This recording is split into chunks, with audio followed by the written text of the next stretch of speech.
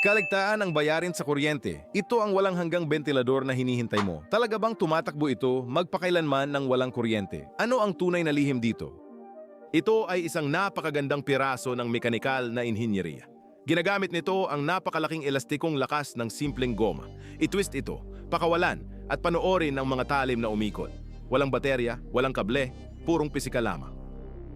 Ang mga karaniwang bentilador ay madali pero kumakain ng pera mo.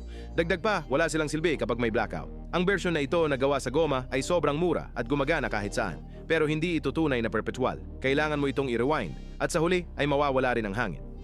Iyan ang dahilan kung bakit nananalo pa rin ang kuryente para sa pangmatagalang kaginhawaan. Gayunpaman, ito pa rin ang pinakaligtas na solusyon kapag nawalan ng kuryente. Susubukan mo bang gawin ito sa bahay? Ipaalam mo sa akin sa mga komento.